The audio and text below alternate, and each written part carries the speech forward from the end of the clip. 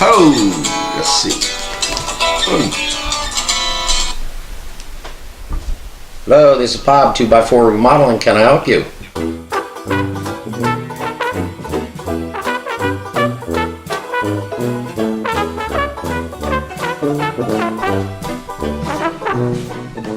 I am the owner of 2x4 Remodeling, LLC.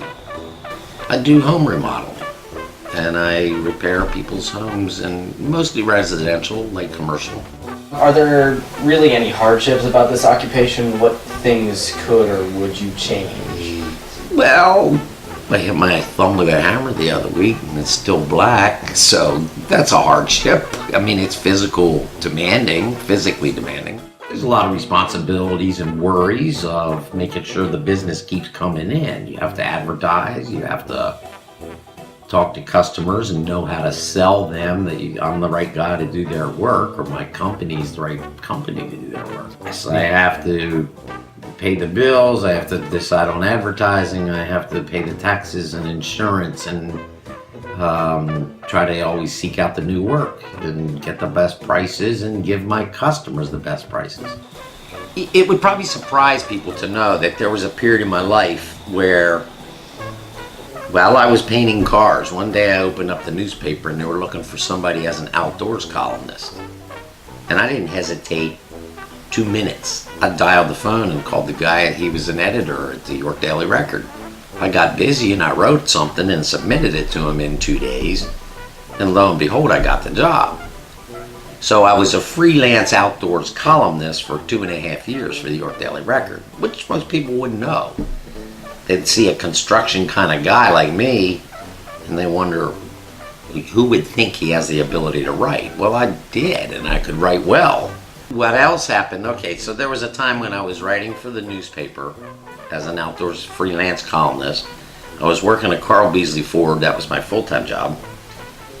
And I started DJing at the, urging of a relative that said, hey, you might find this to be fun. And, you go to a place that plays music, people were in there to dance and carry on. I was 28, 29 years old. I was single at the time.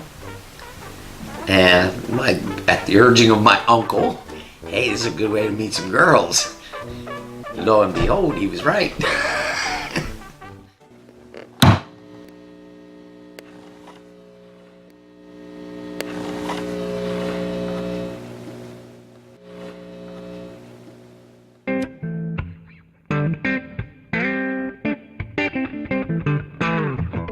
So I started out on a Thursday night doing DJing, and it was a slow, quiet night.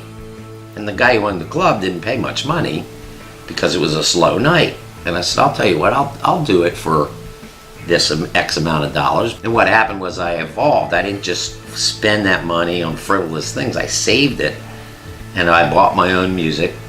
Then I bought my own equipment. And then I had people coming up and I did a great job, and I know it. My personality lent itself to that.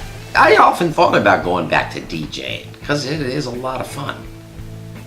But you're out till 1, 2 in the morning. And that's just, when you're younger, that's okay to do that because you're resilient. You can get up and still function in the morning. Now so much, I don't want to be out till 1, 2 o'clock in the morning. And there's some smoke-filled bar. It's just a different thing. And it's a lot of work setting up the equipment and tearing it down. They're heavy, the speakers, the amps, all that equipment is kind of hefty. The flexibility of working for yourself has a lot of value that it's hard to put a price tag on. So what you're saying is, in the end, you like the way things have turned out, you're happy, you enjoyed yourself, for the most part at least. My boss is an awesome guy. That's in a nutshell, you gotta love your boss. But when you work for yourself, if you like yourself, you love your boss. Look at me, wouldn't you love me for a boss?